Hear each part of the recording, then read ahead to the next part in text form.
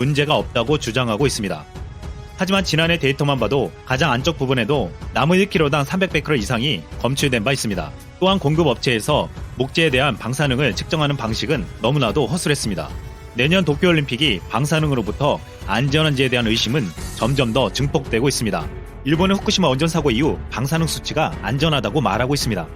하지만 일본 정부가 측정한 방사능 수치와 민간에서 측정한 수치가 크게 차이가 난다는 결과가 나왔습니다. 일본 정부가 후쿠시마 일대의 방사능 수치를 낮추는 제험 작업을 한다고 했는데 이것이 얼마나 허술하고 형식적인지에 대한 폭로도 나오고 있습니다. 일본의 이 같은 문제는 내년 도쿄올림픽을 앞두고 있어 굉장히 심각하게 우려되고 있습니다.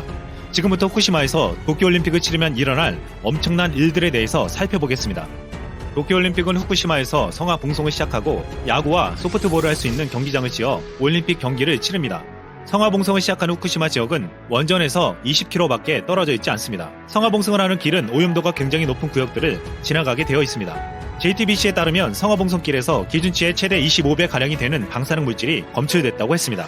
석윤열 서울대 원자핵 공학과 교수는 이 수치는 어린이들 경우 백혈병과 유장암에 걸리는 확률이 100배, 1000배가 오를 수 있다고 경고했습니다.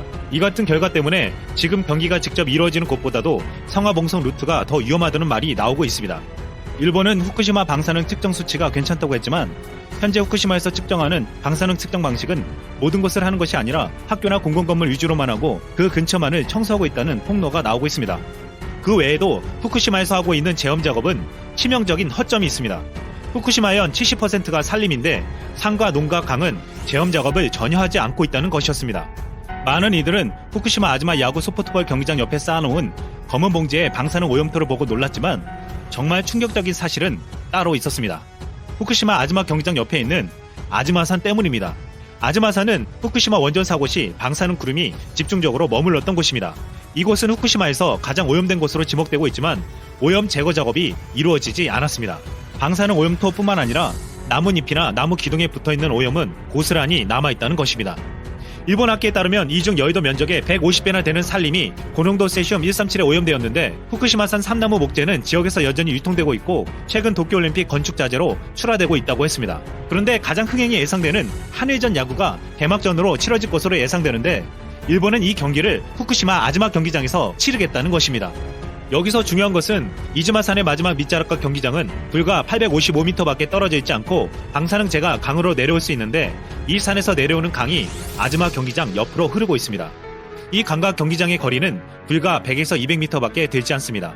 또한 이 강은 아즈마 경기장을 둘러싸고 2개나 흐르고 있습니다.